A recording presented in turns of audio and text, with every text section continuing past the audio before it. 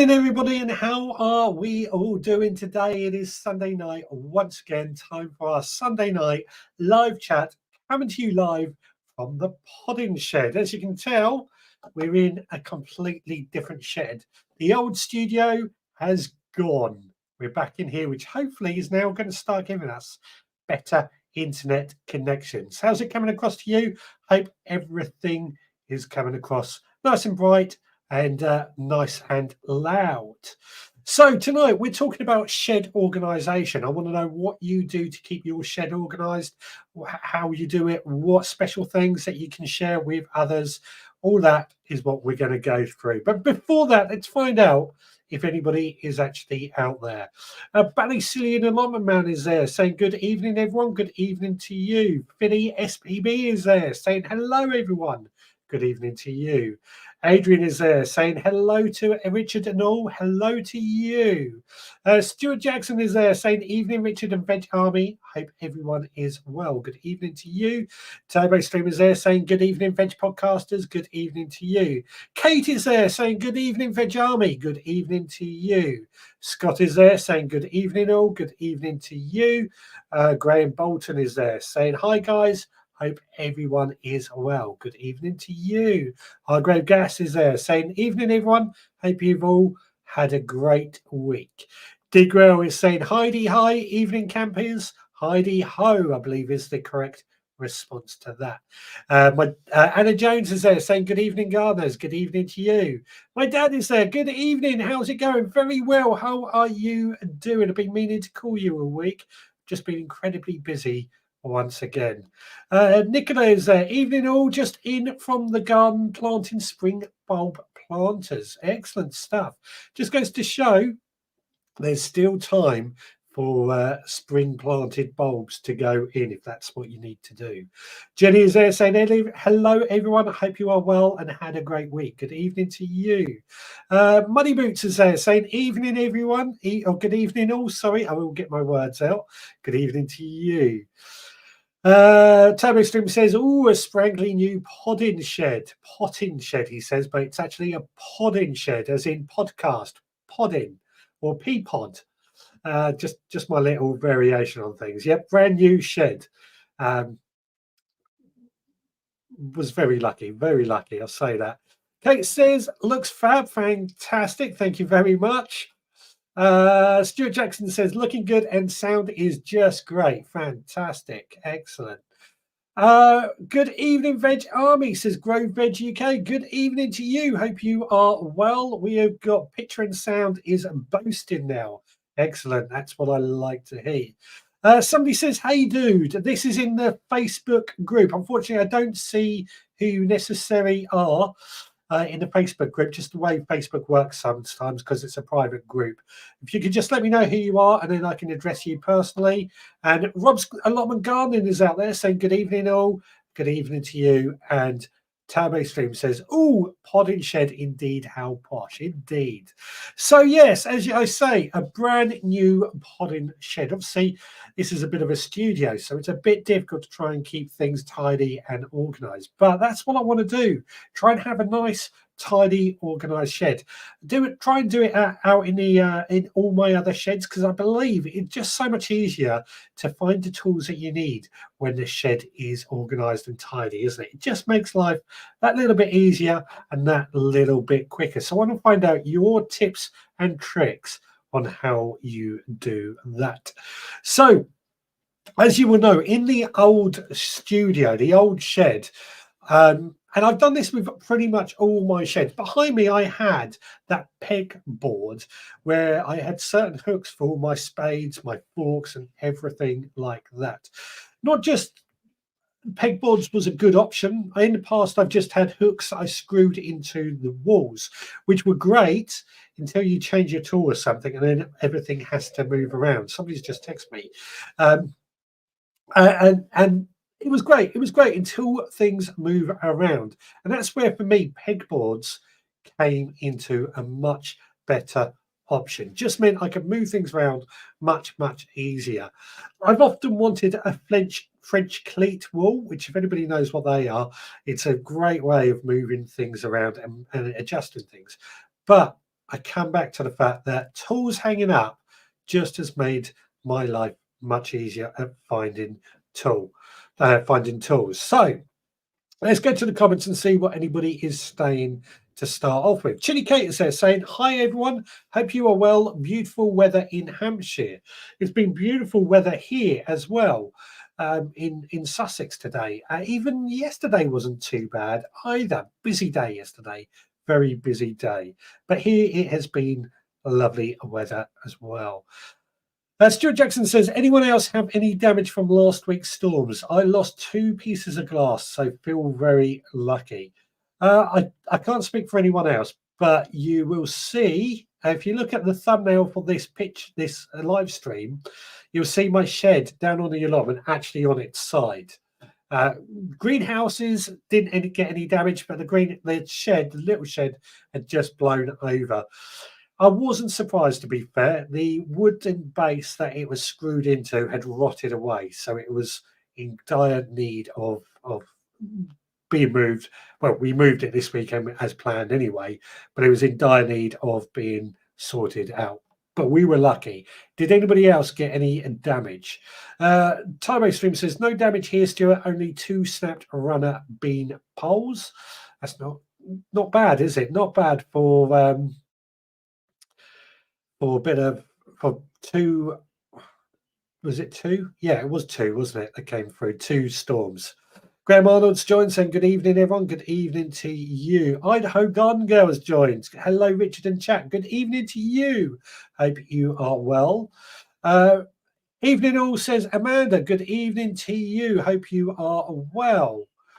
Anna Jones says one fence panel came down and lost 1 roof tile. Got off lightly. I haven't checked our roof tiles actually. I better do that. Better send a drone up to check those. I'm sure it'd be okay. I'm sure it's okay. Kate says, so my top storage tips are old tights to keep plastic pots together and hung up and over the door shoe storage with the pockets for smaller items like shear, labels and dimmers. And Kate has actually sent me a couple of pictures of what she's on about here. So this is the first one. This is the shoe storage hung up over the door, which is great for just keeping little things like shears and tape measures and things like that to hand, easily accessible. What I like is that you can actually see the tools where you need them. And for me, that's half the battle. It's always annoying trying to find a tape measure when you need it and it's not where you think it is. If you can see it, you can grab it. Also, when it comes to the end of the day and you put your tools away, if you are missing anything, you can visually see what is missing as well. So yeah, a lot of advantages for that. And then this is the picture of the tight storage for the plants, which the pots, sorry. I like this. I like this a lot. This is something that I've seen many people do and would like to replicate myself. I don't wear tights, obviously, but that might be something I have to ask my wife to borrow some of her old ones or something to make this sort of thing up with. So yeah, great ideas there for storage coming in nicely there. Where were we? Idaho says, I'm driving in a couple of minutes, so can't chat, but we'll be listening. No problem. Hope you are well. Turbo Stream says the runner beam poles were old bamboo canes, which were due to be retired anyway. Bamboo canes don't last long, do they, anymore? I remember years ago they used to last for years and years. The newer ones just don't seem to quite cut it. But bamboo canes actually is something that we often struggle with storage with. And I came up many years ago, actually outside my shed. But what I did is I took an old pallet and I stood it up. Now, and what I mean by that is by standing it up is obviously a pallet, you have the bits on the front that would be the top, and then you have the beams that would go on the ground, the supporting beam. There's normally 3 of them. I would put those 3 facing up against the shed with the other bits that are facing out. That would mean behind in that pallet, behind the bits of wood, I could just, I'm not explaining this very well at all, but I could just stick some bamboo canes and hazel sticks there out the way, nice and organized, and also easy to get to. Just a great way, I find, of keeping bamboo canes stored neatly and tidily. What else have we got? Stuart Jackson says, my tools are in the shed hanging on hooks. All my small hand tools are in a basket. That's a very good idea, actually. I do have something similar. I keep a basket by the back door full of small hand tools, secateurs, a bit of string, my hori knife, just so I can quickly run out in the garden with that. But yeah, hanging on hooks like myself, this is what I love it, love it. Just makes sense, doesn't it? I think. Bethan's Kitchen and Garden says, evening all, sorry I'm late, not a problem. Lovely to see you. We're in the new podding shed today. Bethan's Kitchen and Garden says, loving the tights for storage. Yeah. Excellent. Although Rod does say they're stockings. Either way, what's the difference? Not that I know anything about this sort of thing. Either way, it works, doesn't it? Banicilian says, to keep my shed tidy, only thing I use to go on it to stop and keeping things that might come in handy. To keep my shed tidy, only things I use go in it. So yeah, not holding on to stuff that you don't use. That makes a lot of sense. What I've also found, the stuff that I use the most, my spade, my fork, my hoe, I want those nearer to the door so I can grab them quickly as well. Something I just suddenly thought to mention. Being able to grab tools quickly is a bit of a like godsend sometimes. Graham Bolton says the shoe storage high over the door is what I've started to use for storing my seeds. Yeah, you've had a bit of trouble with seeds lately, but yes, no, sorry, that yes, yeah, that's a good idea as well, isn't it? Sticking them over the door to store seeds. Good idea, very good idea. What else have we got? What else have we got? Stuart Jackson says, my pots have their own mini shed. They are in old delivery crates by size. It comes to something when you have to have a shed for your pots. I've got to say, that does. Pots breed, though. I swear, pots just breed, and you end up with more and more of them. But the sentiment is still there. We've got to store them somehow. What else have we got? Nigel says, Muddy Boots says, shadow boards are good for hand tools if you have the space. What are shadow boards? What are shadow boards? Could you explain that a little bit more? Or are they? I'm just sort of using my sort of head. Are they where you basically you put like a nail, whatever, to hold your tools and then draw an outline of your tool so you know you can see where that is? That what you're talking about, shadow boards? An outline of the tool that is meant to go there. That is a very good idea, actually, isn't it? What else have we got? Nicola says, I have some rubber-made tool slider hooks of different designs, so useful for different shapes.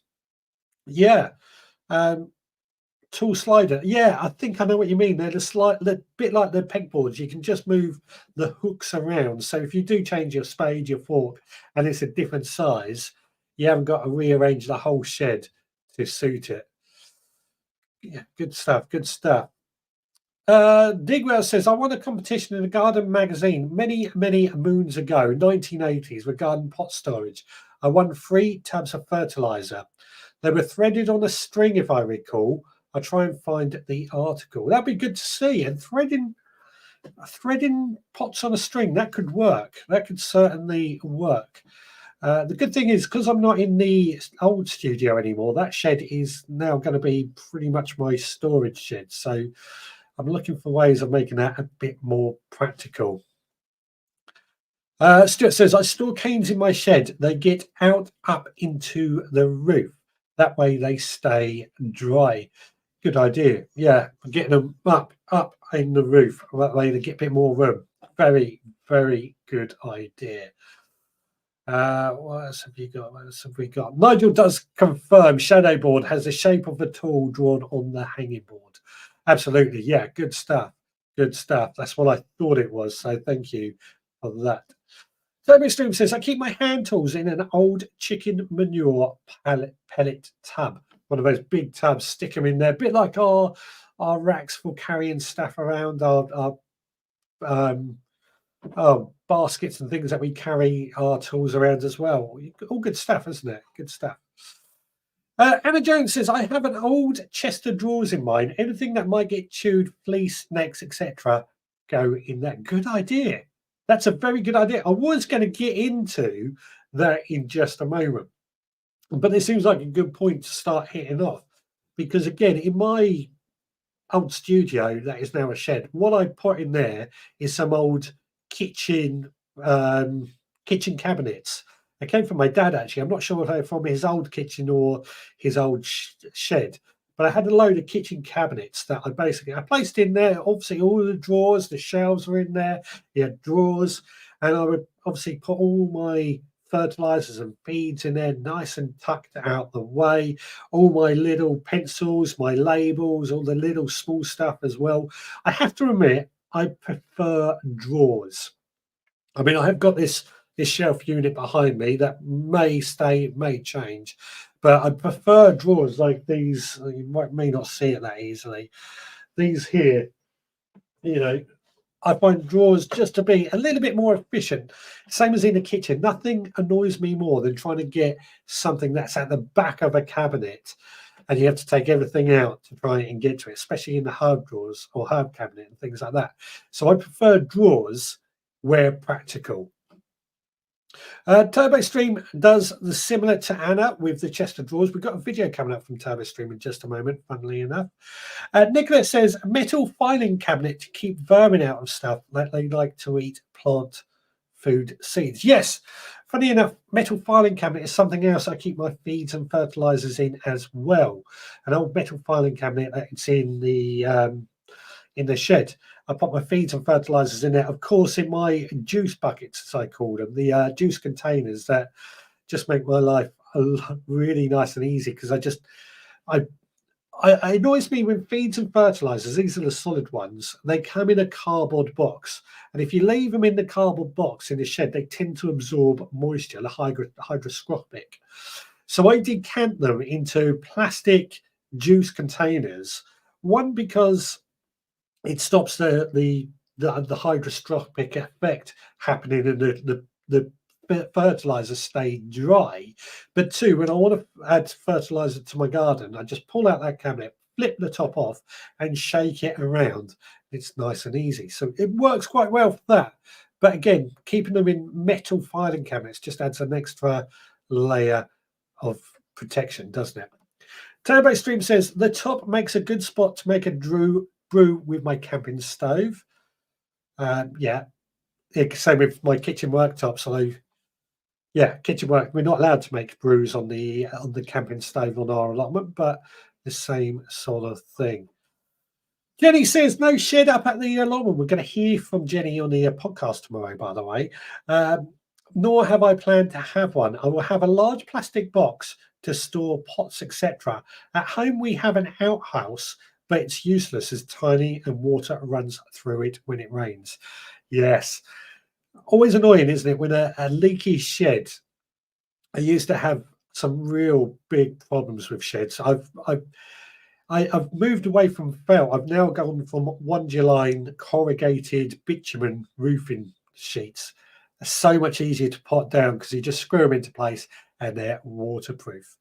That works great for most sheds. Obviously, if you've got a house, it might be a bit different, but dry shed is a must. Bristol Veggie bed. Let me get my words out. Bristol Veggie beds. There we go. Got there in the end. I have my tools in the corner hanging on screws, but I do have a kitchen worktop with a stove, shelves on the wall, a bench to sit on, and even a camping toilet. But I have less in the shed than most. That sounds pretty good, I've got to say. I mean, you've got everything on the allotment that you really need. But again, I think it was Ballysillian who said only have what you need in a shed. Makes sense. It makes a lot of sense. You try and reduce the amount of junk that we hoard onto. Jenny says, I'm trying to find 2 plastic pallets to make the outhouse usable.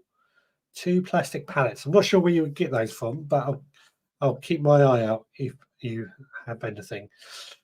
Chili Cake says, jealous of the size of some of your sheds. Ours is teeny, 4 foot by 4 foot. It means having to be very careful about keeping anything on the allotment that isn't essential.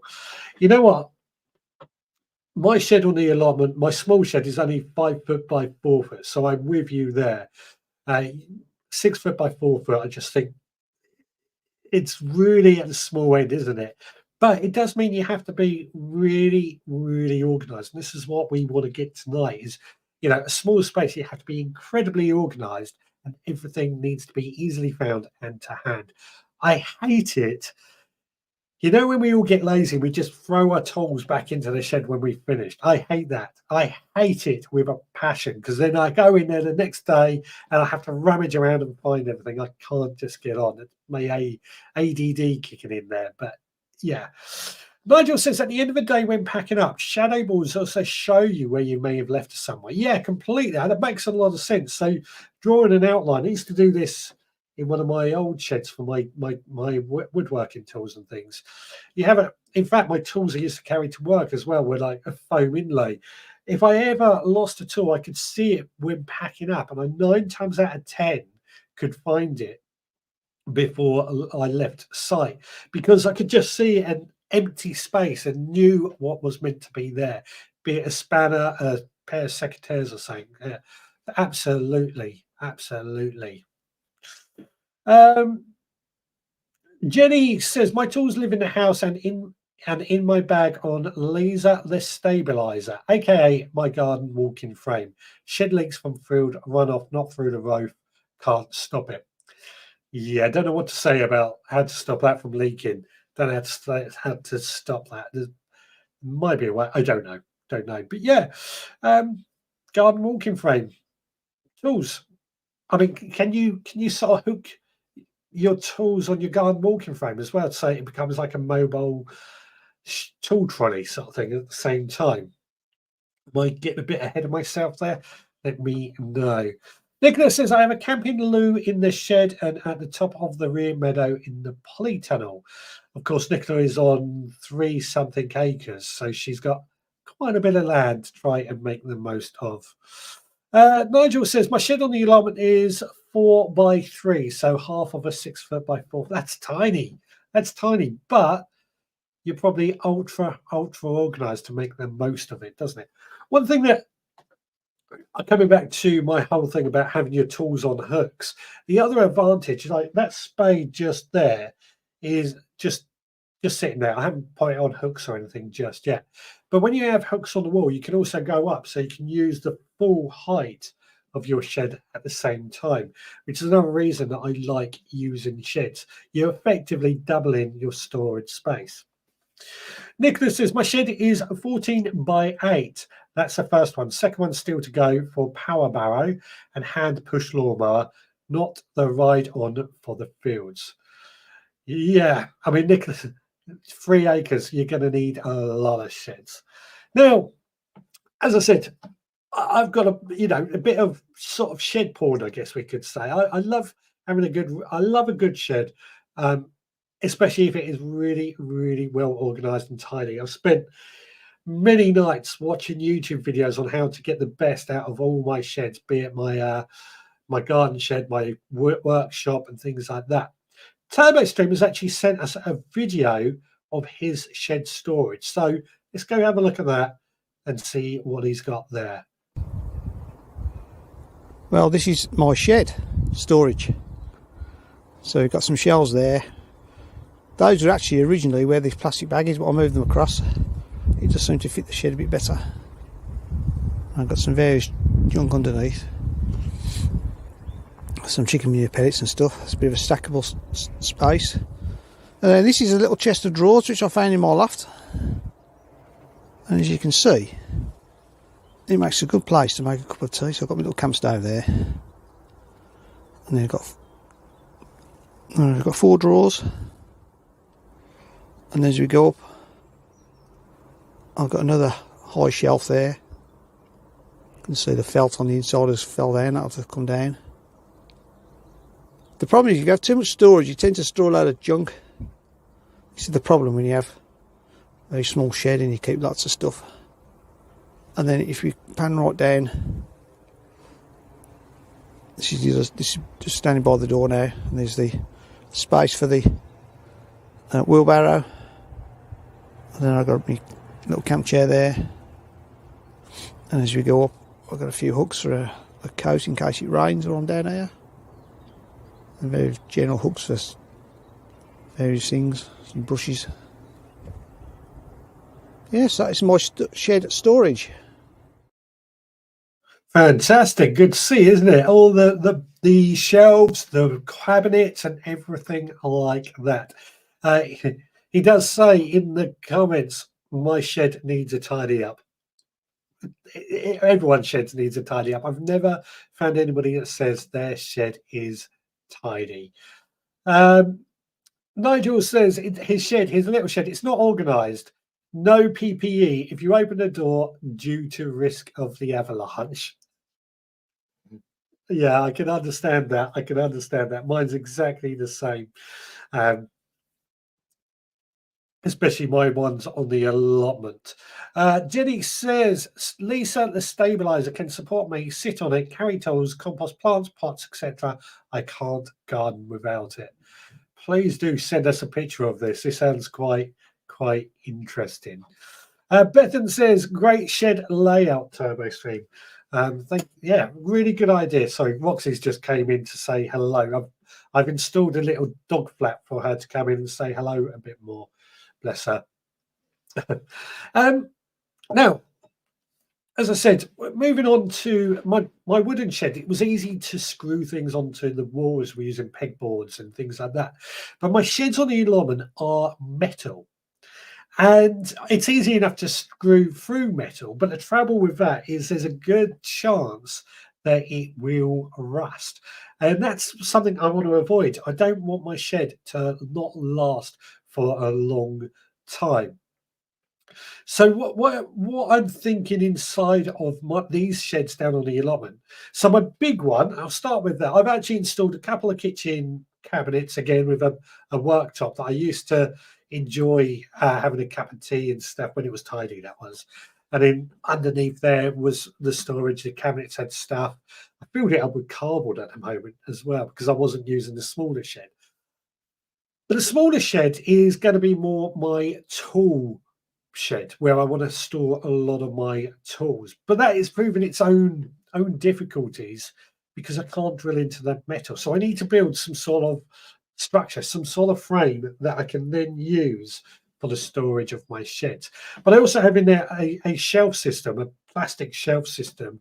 I would also put things like feeds and fertilizers on as well, all for easy storage. But again, I come back to the fact that actually they should really be in drawers because it just makes life easier. I think especially if you've got a small shed, having drawers utilizes a bit more of that space. I don't know what anybody else thinks on that, on having drawers. But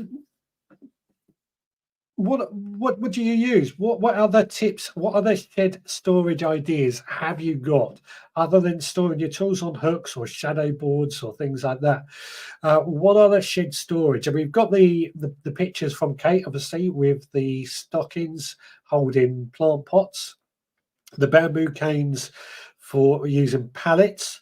We've got the shoe storage over the door for anything else. Anybody else got any other storage tips or things like that that I would love to hear about? Now, one thing that I do have, and I've spoken about this many times before, is my seed storage. In my shed, again, the old shed, I had an old fridge. And that fridge, a fridge is a pretty solid thing for keeping probably feeds and fertilizers as well, thinking about it.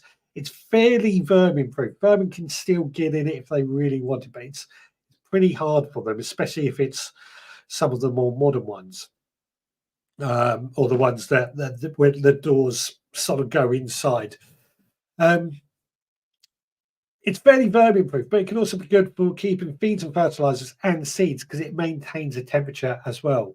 And that's why I keep my seeds in there inside many of my wooden boxes.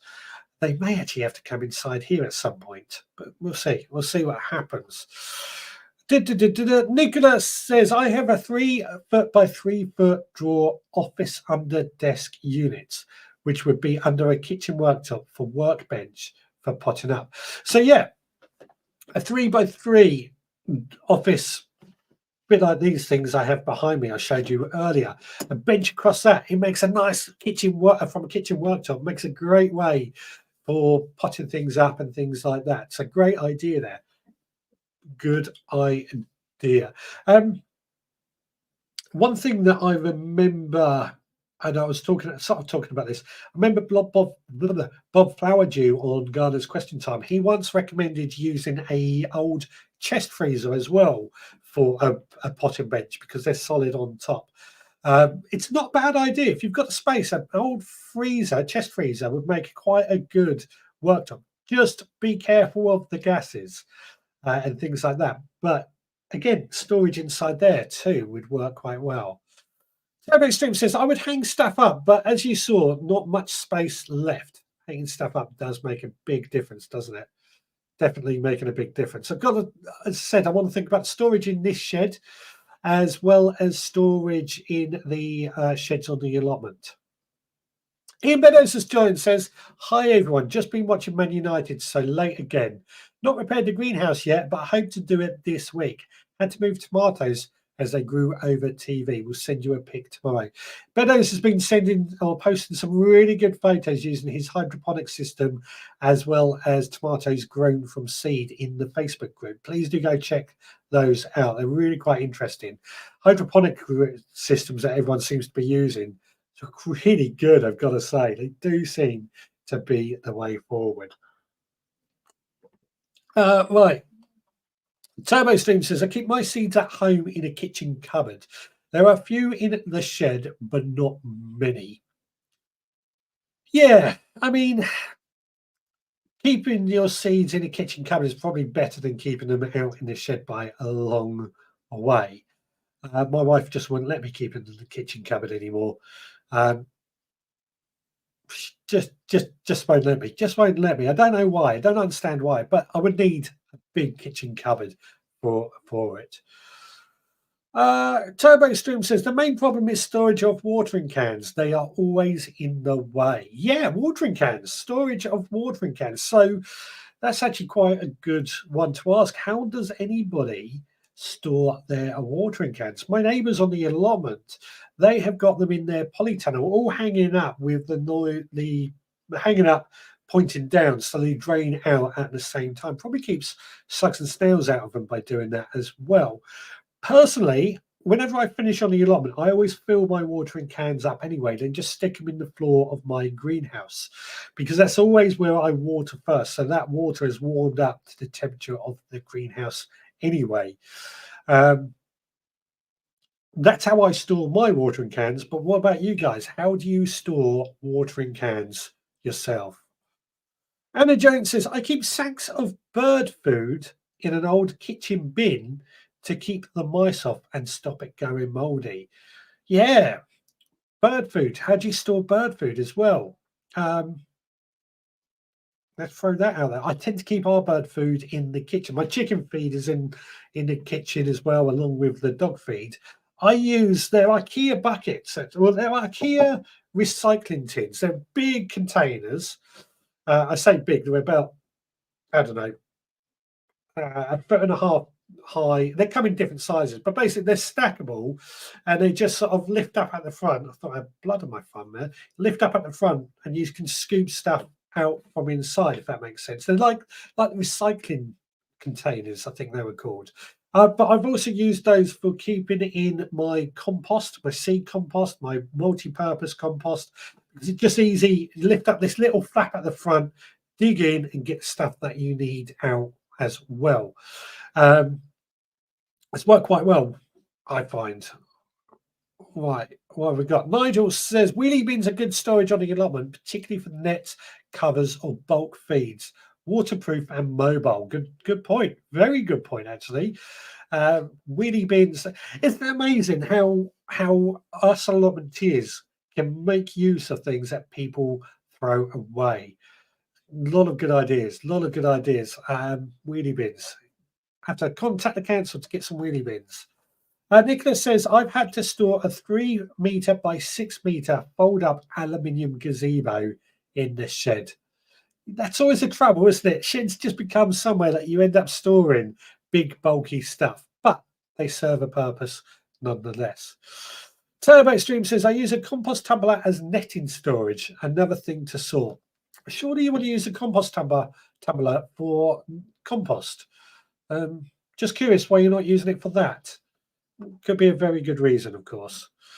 Stuart Jackson says, all my seeds are in old sweet tubs. They stay indoors until I need them. My watering cans are kept in the greenhouse in the winter, but on the patio in the summer. Seeds in old sweet tubs. Yep, sweet tubs. Good storage ideas. The old metal ones. Do sweet tubs still come in metal anymore? All the ones I seem to come across are plastic. Yeah, watering cans in the greenhouse in this winter, but in the summer on the patio. I mean, I actually leave a watering can out the front of my garden as well, in the front garden, just by the water butt, ready for when I need it. Scott says, I'm finding tonight's show very useful. I'm getting a shed on the allotment this year, so I'm taking notes. The biggest we are allowed is 8 foot by 6 foot. I always say get as big as you possibly can, because I think I've never heard anybody say, I wish my shed was smaller. I've always heard people say, I wish my shed was bigger. But it does depend, obviously, on finances and how much room you have to fit as big a shed as possible. Nigel says, I have an aluminium milk churn to store my dark bird food. Where did you get that from? Where did you get that from? That's a good idea, though. Aluminium or anything like that to keep the bird food nice and secure. Good idea. Jenny says, if you keep watering cans or water butts full of water, please cover with something so bees, birds, etc. don't go in for a drink and can't get out. Floating hard mesh or upside down pot, etc. Yes, I mean, I keep my watering, as I said, watering cans full of water, as I've said, but really full up to the top. I think it might have been Jenny that showed us in the past just sticking a flower pot in the top just to stop anything going in. But some of my watering cans are actually designed with that in mind, so they will encourage they will encourage the insects out and the slugs and the snails out with the way it has been designed. Nicholas says to Nigel, I use wheelie bins too. I have perlite and vermiculite in one of each. Perlite and vermiculite, got it, of each. I buy the 1,000-litre sacks several at a time. I did that last year, brought a 1,000-litre sack of perlite. Cheap as anything, so cheap. If you buy perlite and can make the room for it, buy it. I think Amazon does it in the 1,000-litre packs. Digwell says, leave the watering can outside, put a cane in the ground and slide the can spout down the cane. Easy storage and an instant scarecrow. Good idea. Very good idea, actually. I like the instant scarecrow idea because I've got an old watering can that's got a leak in it. I was going to take to the dump, but now you've given me an idea of what I can do with that. Thank you. Thank you. Nicholas says, I have 2 wheelie bins that have been converted into water butts, 240-litre ones. I did that on the old allotment, on my old allotment over in Brighton. Had some slightly different note.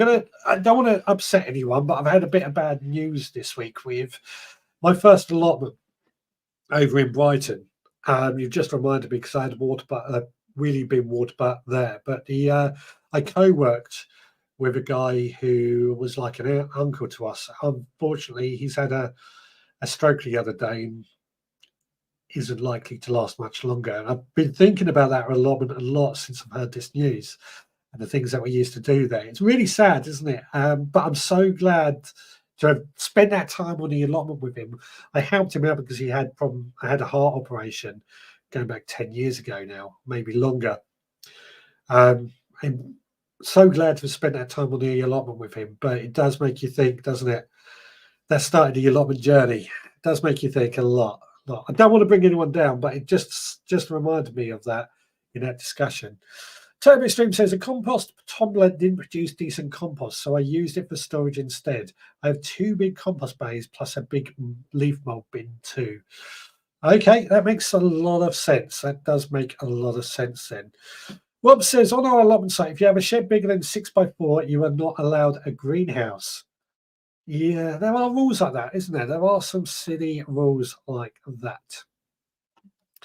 Stuart Jackson says, I keep all my old compost bags in an old dustbin and my bird food is in a big blue tub with a metal seal around the top to keep it safe. Yeah, all good ideas. Metal dustbin. I mean, metal is the way forward.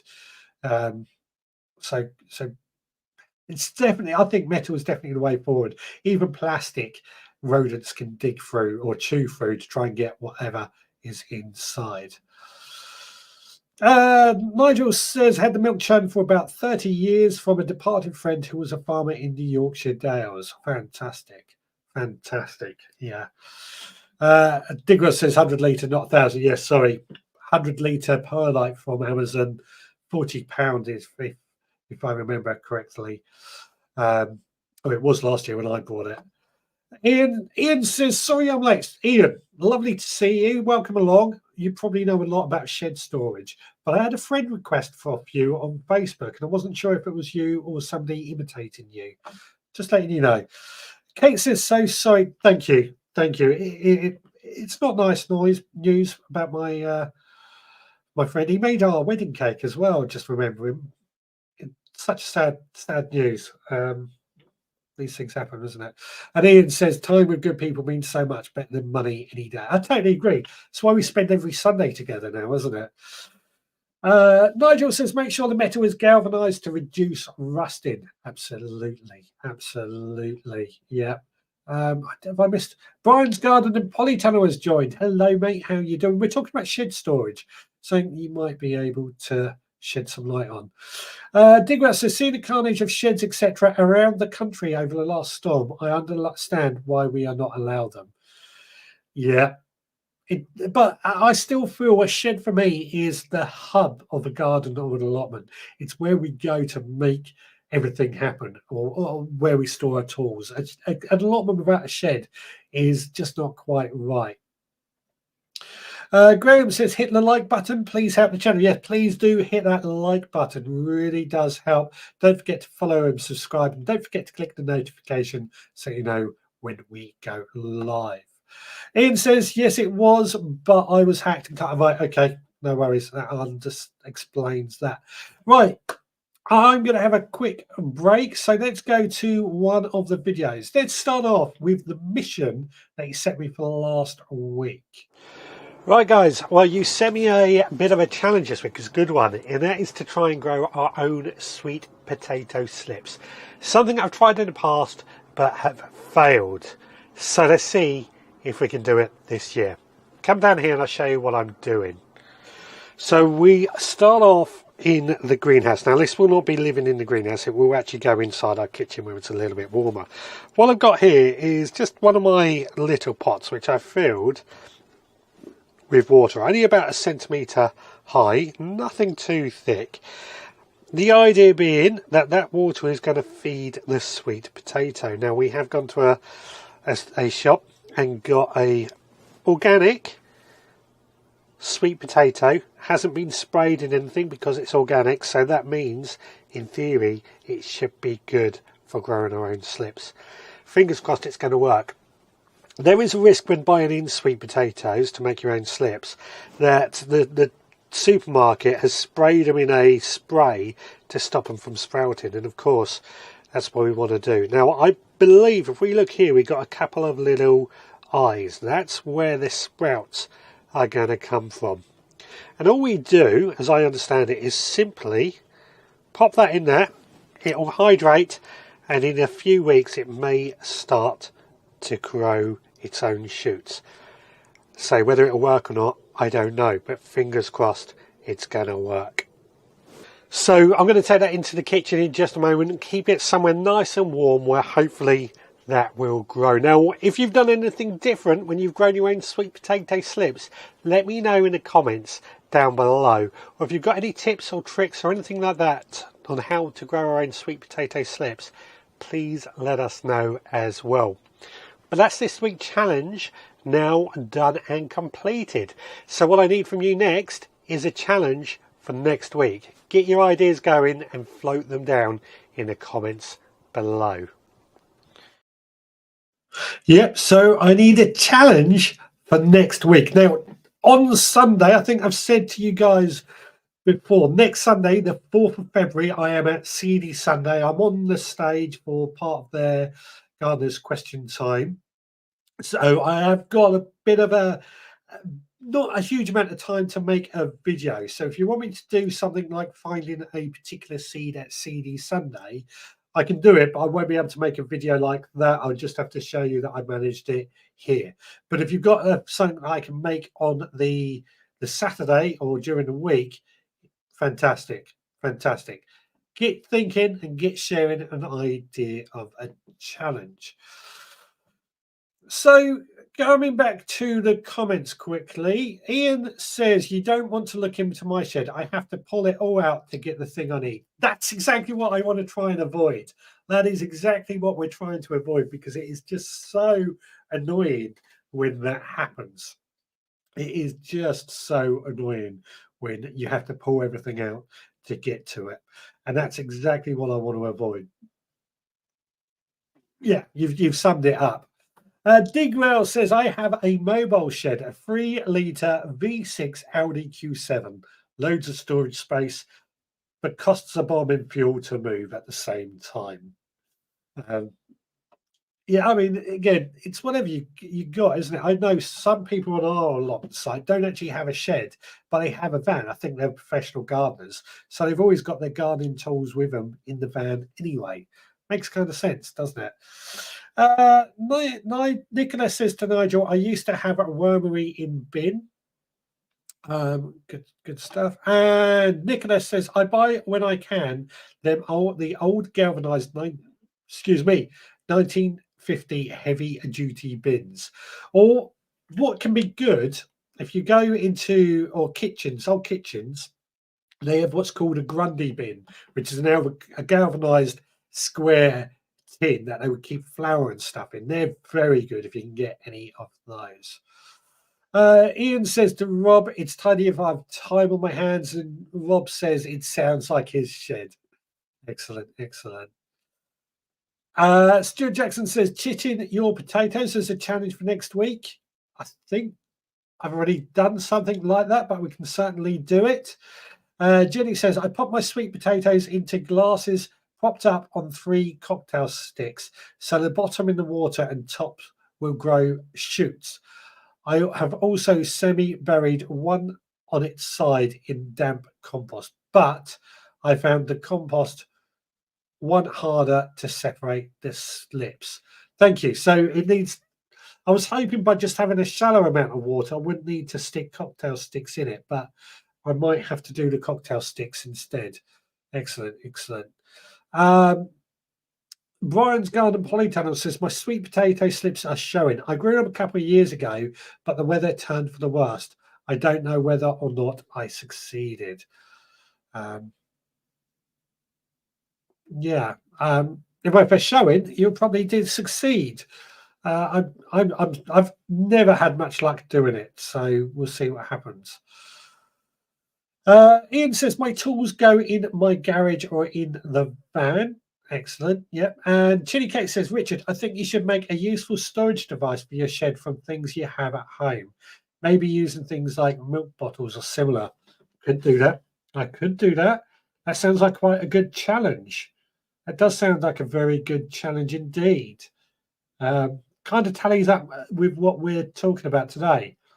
A useful storage device. Who wants that challenge? We've still got plenty of time to think about this. Don't feel you have to rush, but there's still plenty of time to do this. Jenny says they get very long roots and easily fill a pint glass. Talking about the sweet potatoes. Oh, okay. So So they need a lot of water, but they only need to be sitting in because the roots actually get really, really long. That's thank you. Thank you. I will adjust that because what happened when I last tried growing sweet potato slips is the sweet potato rotted before anything happened. So I'm guessing that's because it was sat in the water and didn't the roots had nowhere to go. Okay, okay. I'm trying to think like the what do I call it? The avocado I've grown from a pit. When I did that, I just did it the same way as I just did, and that worked absolutely fantastic. Okay, okay. Anna Jones has got a good question. How often does everyone have a good clear out? In the summer, I take everything out once a month, tidy up, and put it all back in again. Uh, how often? How often do you clear out your sheds or have a good clear out? I would say every summer I probably do the same. Have a literally rip everything out and try and go through it. But I think I probably have to try and do it several times a year. It's always for me a winter job. A winter job is clearing out the shed and starting again, getting rid of the stuff we don't need, putting back in the stuff that we do need, especially sort of December, January, when there's not much to do on the allotment or in the garden. Just finding that time when it is dead and it is quiet. Otherwise, makes yeah, probably more winter, but summer is often when I end up, especially in my workshop, ripping everything out and having a good clear out as well. But yeah, once a year, once a year. Ian says, I have 2 sweet potatoes, one in water and one in compost. I've seen one in compost in a clear box with a lid on.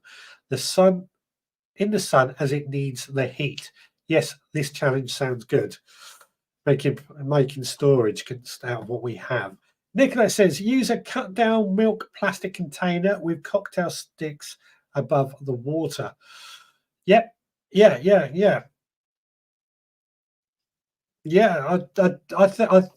I think I will adjust that now. Now we know. Now we've had your expert advice. I will get my words out tonight. Nicola says, good challenge idea as long as it doesn't tip over when I go around corners. So we've got to make it stable. Perhaps we could add like a gyroscope so it sort of self balances. Is it gyroscope? Balances itself when he goes around corners and self levels. Yeah, good idea. Good idea. Bethan says, I didn't have much luck with potato slips. I did the same method as Jenny with her water, and I got a couple of slips from them, but I didn't look after them once they were potted on in compost. Okay, well, I will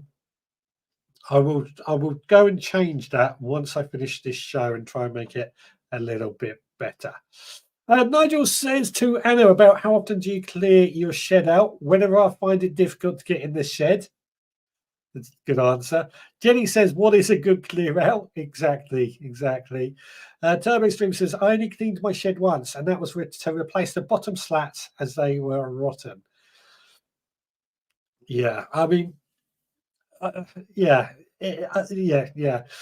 Digwell says the same as what Nigel said, when it's difficult to get in. Yep. And Turbo Stream says, life is too short to be cleaning sheds. But this is my point. This is why if we have a nice, tidy, organized shed, it's easy to keep nice and tidy and organized, which means we don't have to have such a big clear out and it doesn't get difficult to get our stuff in and out. Does that make sense? This is what I try and do. It's not always easy. Anybody that's came to my house and seen my sheds will tell you. But the idea is there. That, again, I come back to those pegboards. That's why they worked quite well. Ian says, most of my tools are in the garage as there's not enough room for the car. A couple that I use regularly are in the greenhouse. Yeah, I tend to use my greenhouse for tool storage from time to time, especially pots. They seem to be full of pots. Ian says, if you make it on the pivot in the back of a car, it will be like the mooning men you used to see. yeah, talking about the tool storage in the back of his Digwell's car, be like the mooning men that used to move and moon. Yeah. Anna Jones says, great answers, everyone. Indeed, they were great answers. It's a good question, though. How often do you clear out your shed? As I said, I want to try and have a nice, tidy, organised shed so it don't have to have a clear out. There we go. Nigel says there are two sisters who have a plot near to me, and their shed is always immaculate. It's probably because they're two sisters, and they know the other. If anybody who has sisters will tell you, if you have a sister, they will always tell you you are messy. So there's always a bit of competition to try and be tidier than the other sister, isn't there? That's probably what's going on there. They're in competition with each other, so they can blame the other one when something goes wrong. Nicola says, when my shed was moved, use sign alley facial to do bottom slats. Less water damage and reduce access. Oh, used sign was to use the yeah. You get. I think that's what you're saying. Used signs was put on the bottom slats to stop the damage. Rob says, I keep a load of rubbish at the front of my shed just in case of break-ins. Hopefully, when they see my junk, they would give in. Actually, that is the downside, isn't it? If you have a nice, tidy shed, nice, organised shed, it does become a bit of an easy target for break-ins and easy to be robbed. That does, but again, having a load of junk at the front, does it stop it? Good question. Very good question. That might be a subject we talk about in the future, vandalism and stuff on the allotment. Turbo Extreme says, best to clear out the shed when you are in a bad mood. Gets it done a lot quicker. Yeah, and sometimes you have to be, or I certainly find I have to be really, really strict myself and say, I don't need this, I don't need that, it's to go. Brian's Garden Polytunnel. My shed is only messy because the wife loans my tools to the neighbours. Yeah, as I said, I have a system where everything is organised everywhere. I know where everything is until somebody else comes along and moves it. I totally agree with that. Ian says, I do clear it out, but then I put it all back in again. How often, though? How often? Turbo Stream says, actually, my shed is quite organised as I generally know where most things are in despite the appearance. But Nigel comes back with that. It's called organised chaos. Everything I have is organised chaos because it works. I know where everything is. Nobody else does, but I know where it is. Organised chaos. There's a lot to be said for it. Nicola has CCTV for a shed and farm buildings, so using blinks. So that obviously on an allotment, that's not so easy, but it makes a lot of sense when dealing with security issues. Ian says, if you have room available in the shed, then you tend to find something to put in the empty space, don't you? Don't you just? There is no such thing as an empty space on the allotment, in the shed. Right, I was also sowing some celeriac this week as the sow along. So let's quickly show that video up, and then we'll come back and find out your tips on growing celeriac.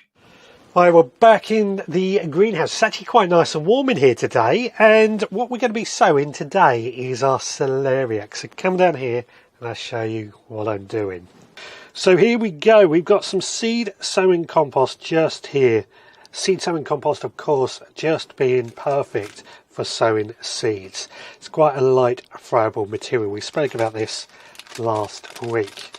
Now what we're going to be doing is sowing some celeriac seeds. Celeriac is quite a delicious root crop, also known as celery root, but its seeds are quite small, as you can see here. They're pretty damn small. Now I did sort of want, or try and often do mine in plug plant trainers, but I don't think for celeriac the seeds are just going to be too small for that. So what we're going to do is broadcast sow them. That's where we just sow them over the surface of this seed, this compost. Now I have a general rule when it comes to seeds. If the seeds are small, they don't need too much covering over, so I'm just going to push them down. The smaller the seed, the less of a covering they need, but that does need a little bit more.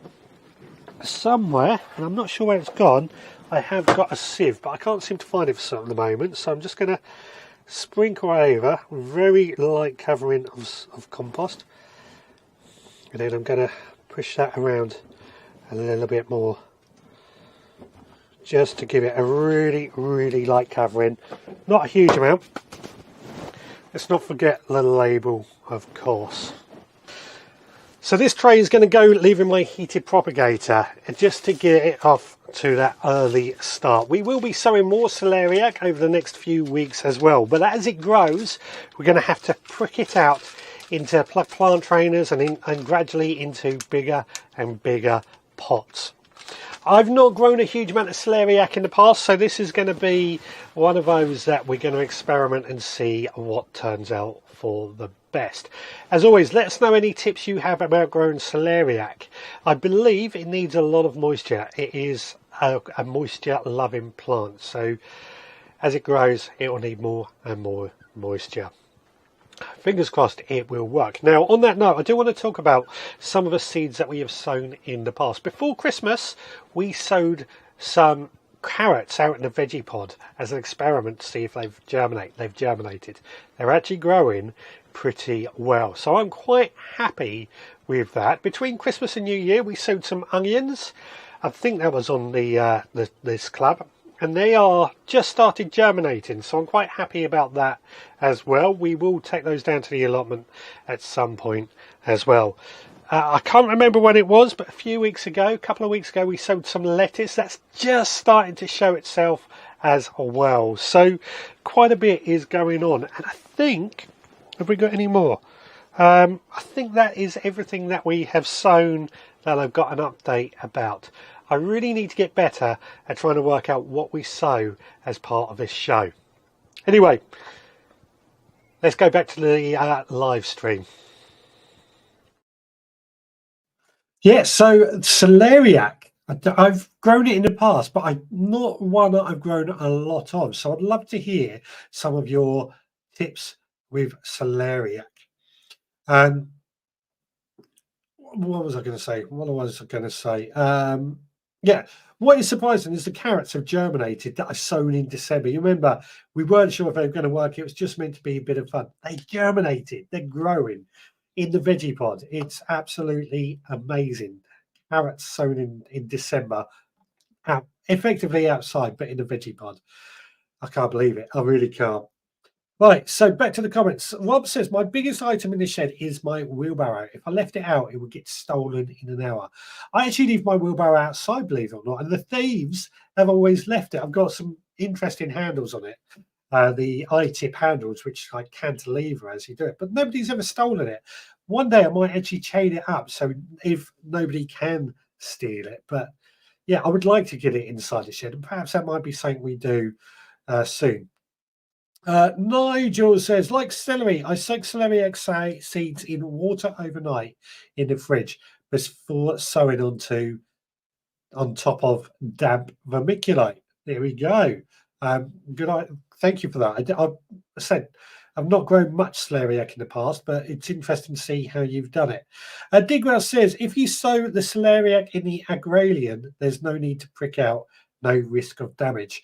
I did think that, but the trouble I had, I use retrainers a lot, such as the agralian, but the trouble is when the seeds are so small like that, it's very difficult to just get it right, isn't it? So I'm trying to make it easy for everybody else as well when I do these grow alongs. But I would love to use the agralian. I've got a few more things we're going to be using the agralian on in the future.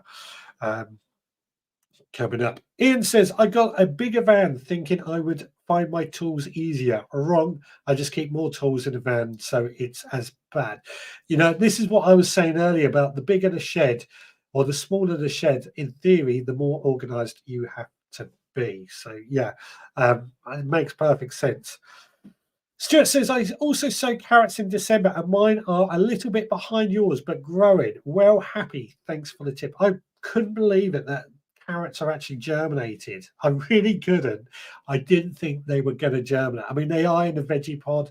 Anybody that knows the veggie pod does know they have like a mesh cover that does trap in quite a bit of heat. But even so, the soil temperature was something like 9 degrees today in that veggie pod. It's not that higher temperature. And, you know, December was pretty mild up until we had that cold snap at the beginning of January.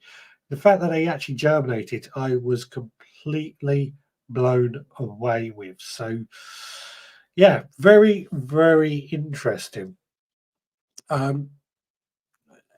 don't know. I don't know how many people out there actually has a veggie pod, but I found them to be such a fantastic way of growing a wide variety of different things. They hold on to moisture really well, so it's great for things like celeriac and celery. They produce some of the best carrots. My soil here in the ground, because it's a really hard clay, carrots and parsnips have real trouble trying to break through that. So the veggie pod for me has really made life a lot easier for growing those sort of things. Um, yeah, yeah. Bethan says, I sow celeriac in module trays, 2 seeds per module, and cut out the weakest one.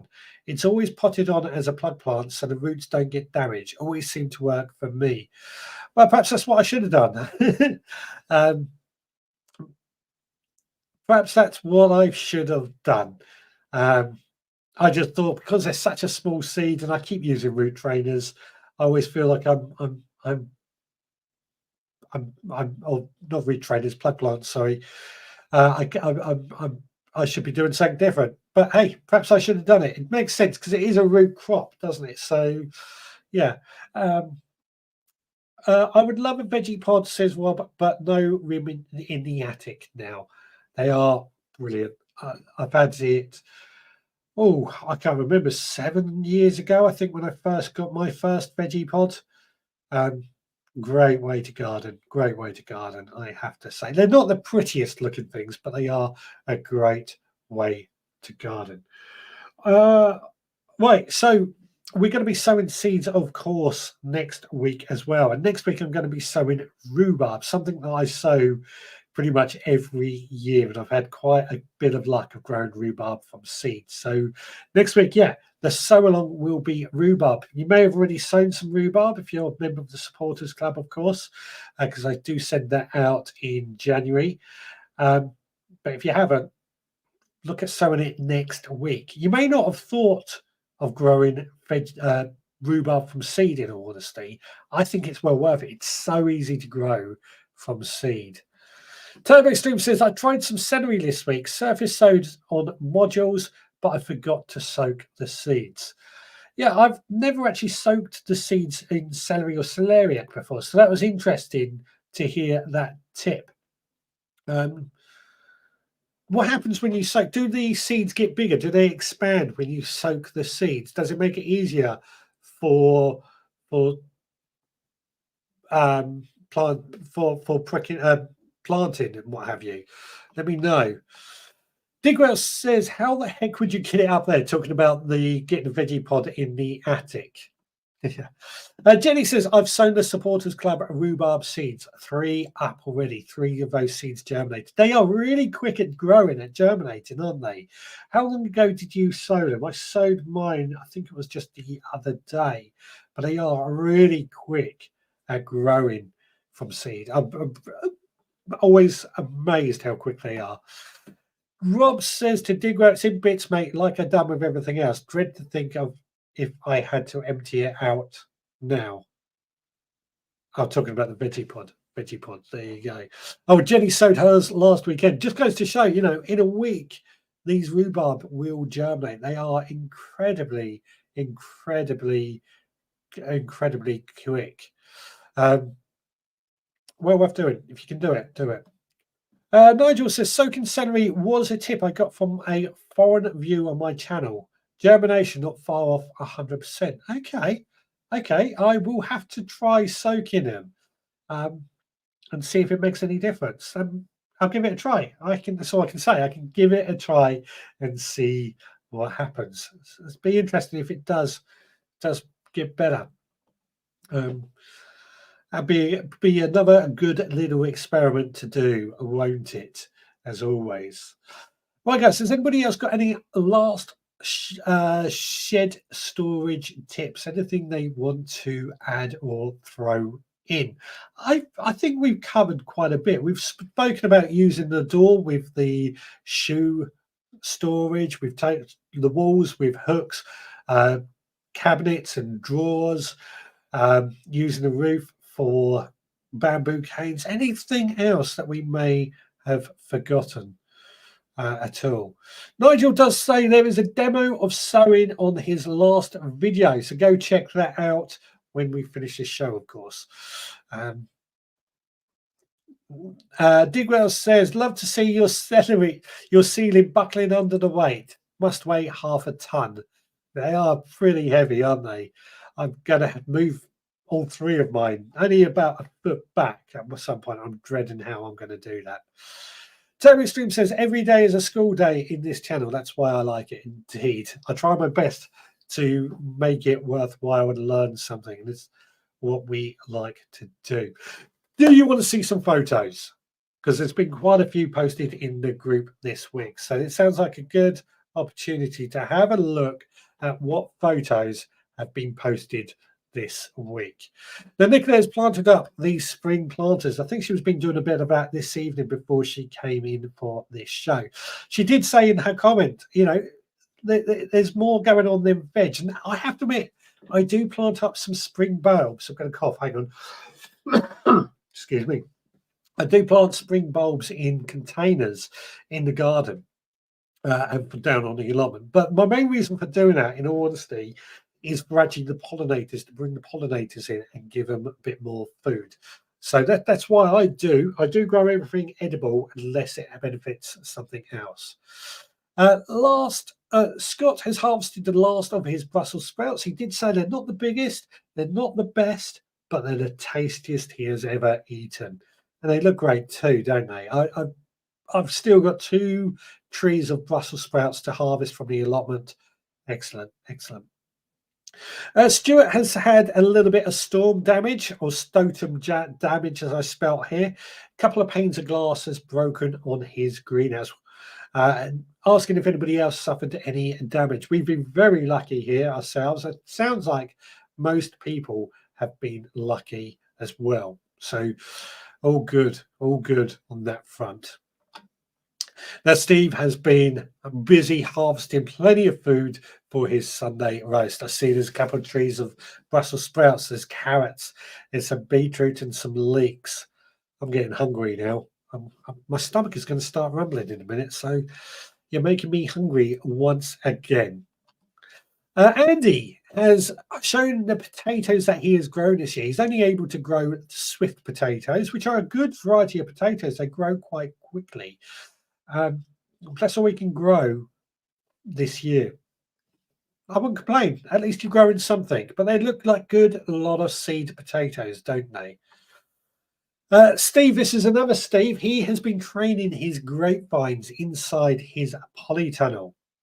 I think growing grapevines in a polytunnel is a great idea if you do want to really benefit from that extra heat and grow some really, really early, tasty grapes.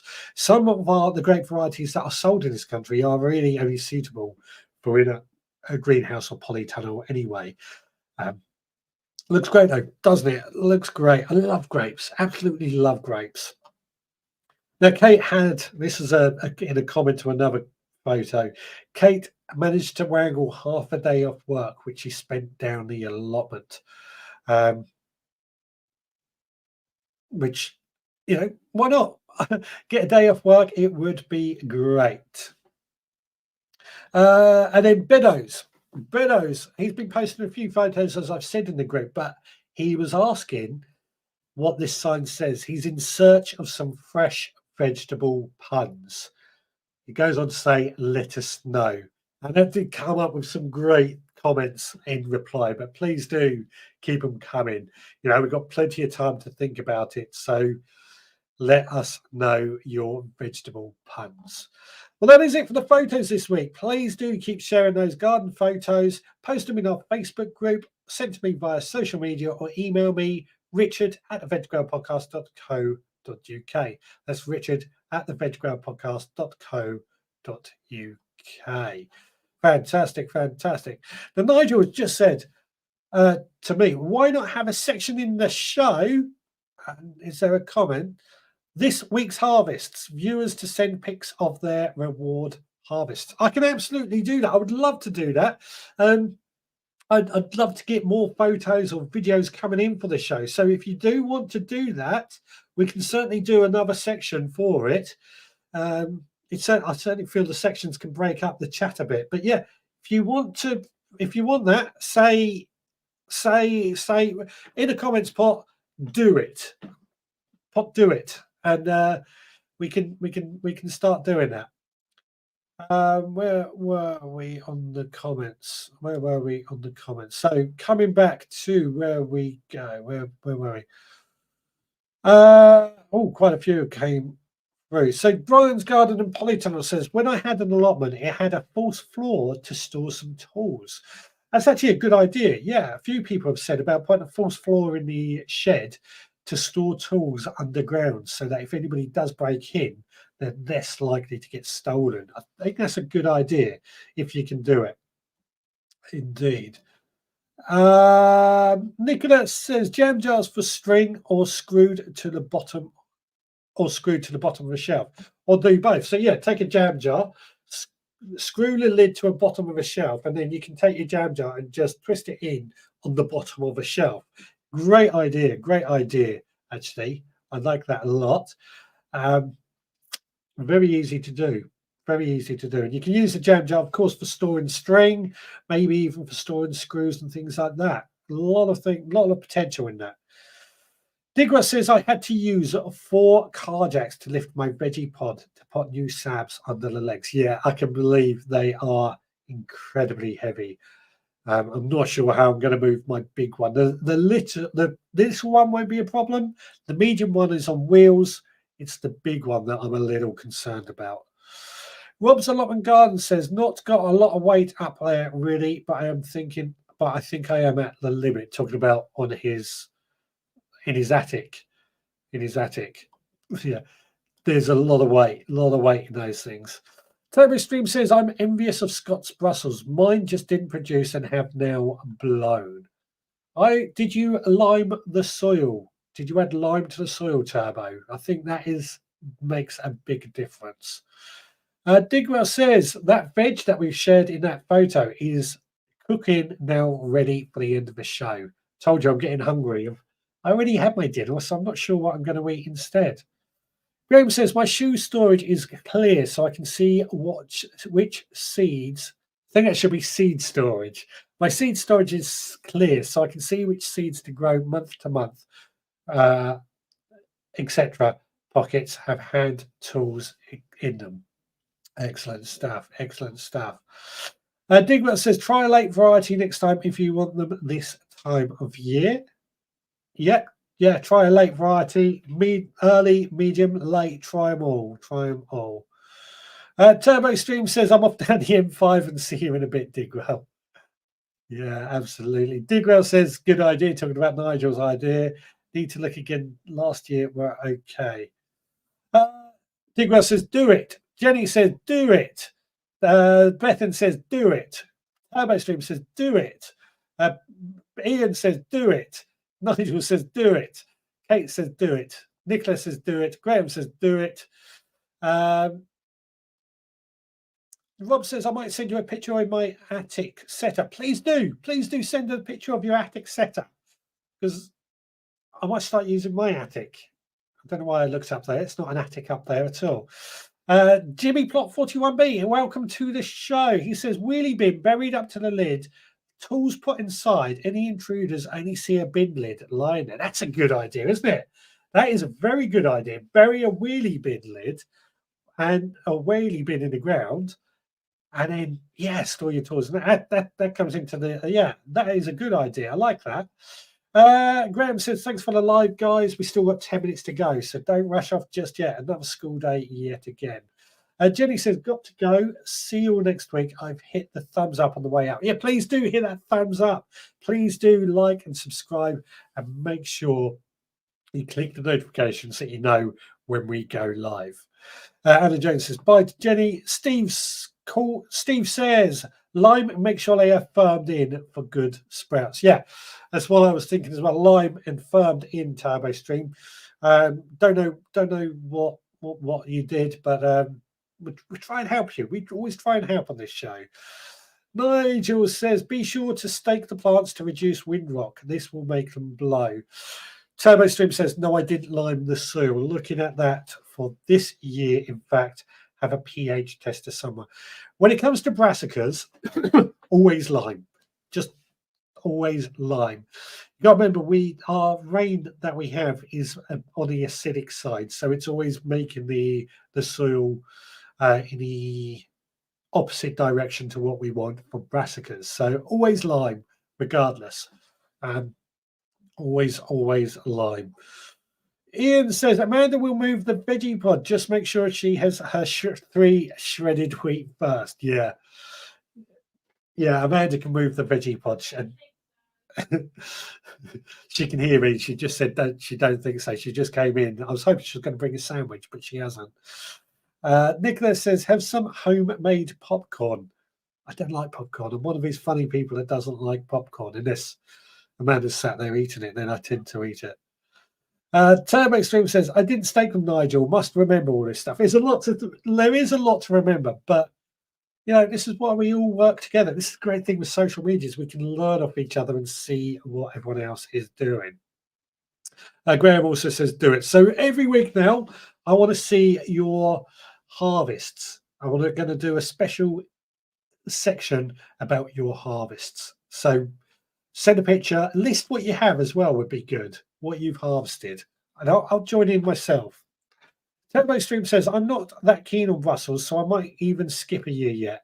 We'll look at lime for the cauliflowers. It's worth it. Brassicas, just lime them. What I say. Digwell says, one of the old guys on my allotment did something similar with burying a bin, but it was to make a plunge tank for a watering can. Yeah, we're not allowed anything in the ground, or we're not allowed to submerge anything in the ground on our allotment. We're not allowed ponds or water. So maybe burying it in an old lid would work, actually. That would be my concern. Just thinking out loud now. If we put a wheelie bin, perhaps who was it suggested the wheelie bin? Jimmy, who suggested the wheelie bin idea. What happens when it rains? Does it get wet inside, or have you drilled a hole in the bottom to let water out? Does that happen? Let us know. Nigel says, can use polka instead of lime. I've not heard of polka, but that might be another option. Nicholas says, use road pins for supports for Brussels. Road pins is a good idea, actually. Those fence pins that used by the side of a road or for holding up temporary fencing. Good idea. Digwell does say it's good stuff, but wear a mask. Talking about the polka. I've not heard of it, so let me know what polka is. Right, guys, so next week, as I've said, I'm going to be sowing the rhubarb as the sow along. If anybody wants to join in with that, it's one I've done for many years now, so I can certainly share my bit of wisdom on that. I'm going to be hard pushed, as I said. I'm finishing Brighton at 4 o'clock, so I'll be rushing home. I might have somebody with me next week as well. I'm not sure, but might have somebody in the studio with me as well, which should make a very entertaining show. What do you think we should talk about next week? I did have a subject idea and it's gone out of my mind. But for the mission, the challenge that you sent me is to make a storage or some sort of storage out of stuff that I already have, some upcycled stuff that I already have. Just trying to think of a subject for next week as well. Digwell says percla is calcium cyanamide. Cyanamide. That sounds dangerous. But calcium, I mean, been a big fan of using Grazer's G2 for slugs and snails lately, especially on my young plants, which is calcium based. So good idea, good thing. Steve says always lime 3 to 4 weeks before planting sprouts and brassicas. Yeah, exactly. Always lime. It's something. Oh no, I know what we're going to discuss for next week.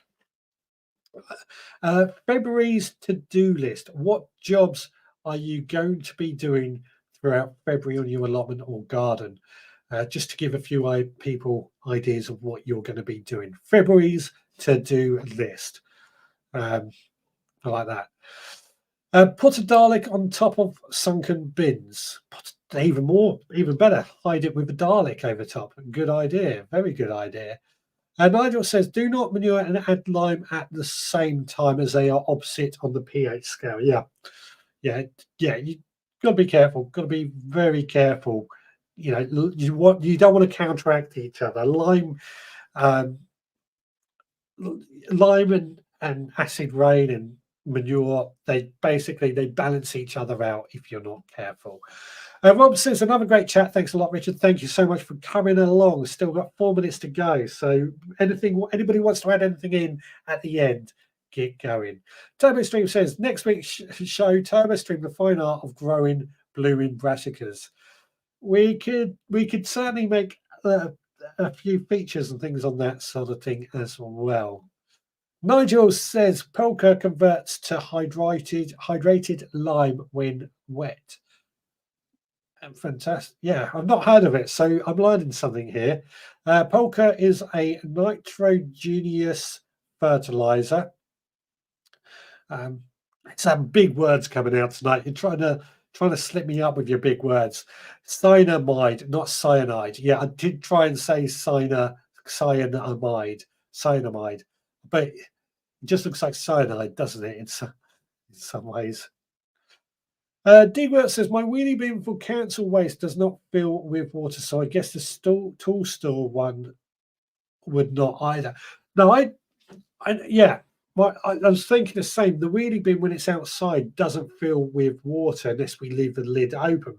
But I was thinking, if it's sunken in the ground and you get a load of water come up out the ground sort of thing, or you get heavy rain, it creates puddles, could that then get into the wheelie bin? Does that make sense? You know what I mean? If you get heavy rain and it creates a bit of a flood, that could potentially get into the wheelie bin. That's what I was more thinking of. That and the condensation. I know probably that far down in the ground, there's probably not going to be too much going on. Rob says, my dad limed everything except potatoes. But it makes sense. I mean, most plants like to be pH neutral, or apart from the brassicas, of course. So acid rain does make our soils a bit on the acidic side. It makes a lot of sense, doesn't it?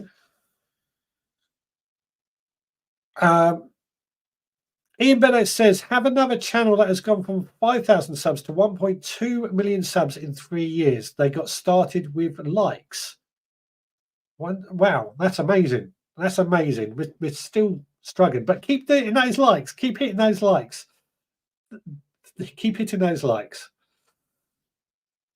Nigel said, would sunken bins give you a bad back getting the tools out? Good question. Good question. It does make you think.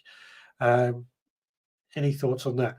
And Jimmy says the water would only get in if it lifted the bin lid, as the inside of the bin has a lip all the way around the inside where the lid sits on.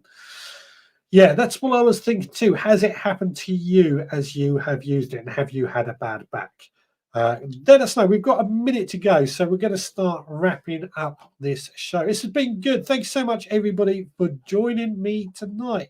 Hope you have enjoyed it. Hope this certainly looks like we've had no issues with connection problems. Let's hope it stays that way. Hopefully the sound has came through good as well. I will be rechecking when I finish this show just to make sure everything has worked as well as I hoped. From this here, the new Podding Shed. Right, so next Sunday we will be live at 6. I'm going to be going through, I want to find out what you will be doing in the garden throughout February. TurboStream, I'm just seeing this. TurboStream says you could discuss growing guides perhaps once a month. Everyone can share their vast knowledge each time. Some great minds on here. Well, I'm hoping to do that a bit more with the sow-alongs. Perhaps we could do that with the sow-alongs a bit more. Now I'm choosing the seeds, I can do that a bit more. Yeah, we'll do that like a growing guide and get tips on when we sow certain seeds. Send in your photos for next week. As Nigel says, I'm just waiting for this reply about the bad back and the water getting in. Has it happened? Before we wrap up and get out of here, can't see anything at the moment. But yeah, we will be back again on Sunday at 6 and 7. I'm going to be in a bit of a rush. If you are in Brighton, I don't know if everybody is local to Brighton, of course, but if you are in Brighton next Sunday, come along to CD Sunday at Brighton Open Market. I will be on stage between 3 and 4 in part of a panel as well. And then I'll be rushing back here to do this live show. Right. I cannot see a reply about that. So I'm going to start wrapping up and I'm going to get out of here. It is time to go because I am starving hungry. Thank you so much. Thanks so much for joining me tonight. Oh, here we go. Hang on. He just came in there. The idea is the old guy a few gardens along from mine. He has used this idea for about 15 years. He has arthritis and it doesn't seem to bother him at all. There we go. So if it's done it for 15 years, it's obviously not an issue with the bad back or water getting in. Telephone chat and guests in the studio via video. We used to do that. It was becoming a bit awkward to make sure we could do it, but we'll look into that again. Right, guys, I will be back again next Sunday at 6. Thanks so much for joining me. Please take care. Please hit that like on your way out. We'll do it all again. Cheers, guys.